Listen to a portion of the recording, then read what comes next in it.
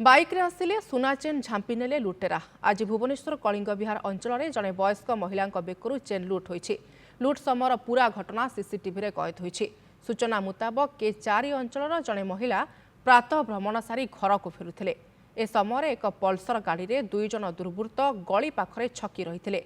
Bike चलाउथबा युवक जनक गाड़ी को स्टार्ट रखिथिला बेले अन्य जने रास्ता रे ठिया होई रहिथिला। महिला जनक गली रे बुलिबा मात्रे रास्ता रे छिड़ा होइथिबा युवक तांको बेकरू चेन झांपी नैथिले। परे उभय बाइक रे बसी फेरार होई जाइथिले। सीसीटीवी फुटेज रे चेन झांपुथबा दुर्बृत्तर मुह स्पष्ट भावे देखा जाउछि। एने थाना रे कोनोसी अभियोग होई नथिबा बेले तमांड थाना पुलिस निज आडु एक मामला रुजु करे घटनार तदंत चलाइछि। ए संपर्क में सूचना देवा फोन लाइन रे अछंती रिपोर्टर मानस महापात्र। मानस, सुना चेन झांपी नेले लुटेरा, पुलिस तदंत केमती रही?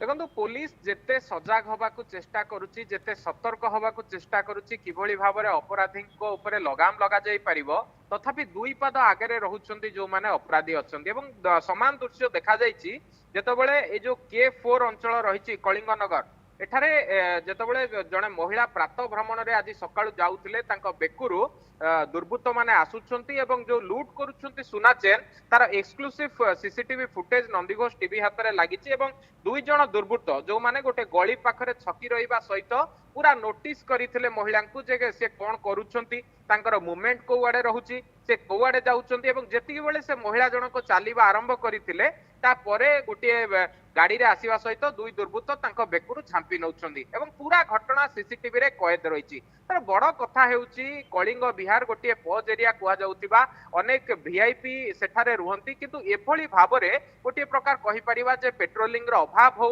बा अपराधींकर गोटे लगाम रहुनी बा पुलिस रो कोनोसी प्रकार तांको उपरे किछि प्रभाव रहुनी, जहा फल कि एभली घटना घटुची एवं बारंबार एभली घटना घटुची। जदिओ कोनोसी गैंग को धरिबारे पुलिस सप्ताह 2 सप्ताह थारे सफल होउची, किंतु एहारी भितरे शताधिक घटना एभली घटुची जहा कि पुलिस रो गोटे पारिबा पणिया प्रति प्रश्नवाची सृष्टि करछि। एवं ए जो तमांड अंचल रे ए जो अभियोग आसीची, प्रथम तो महिला जनक अभियोग कर नथिले, किंतु वर्तमान रो जहा खबर रहउची महिला जनक जाईकी सोमोटो कंप्लेन करिसंती एवं पूर्वरु मध्य तमांड पुलिस खबर पाइबा परे गोटे कंप्लेन करितला। तेनु वर्तमान देखिबार कथा होउची ए युवक माने प्रकृत रे किए, जो बाइक टी को एमाने व्यवहार करुथिले से बाइक रे जो नंबर रहिची से नंबर टी प्रकृत रे माने ओरिजिनल ना कोनोसी फेक नंबर, कोनोसी चोरा गाड़ी रो व्यवहार करिकि से माने एभली लुटपाट करिसंती कि नाही एवं से माने प्रकृत रे ए जो लुटेरा माने अछंती तांको पूर्वरु मध्य कोनोसी केस हिस्ट्री रहिछि ना नाही, ए सब को धरिबा पई वर्तमान छानबीन आरंभ होईछि। जो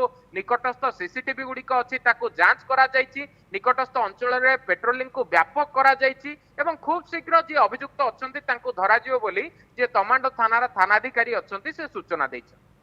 ठीक अच्छे मानस, आपण समस्त सूचना अनेक अनेक धन्यवाद। मानस महापात्र आम रिपोर्टर फोन लाइन रे जोड़ी होते ए बाबद अधिक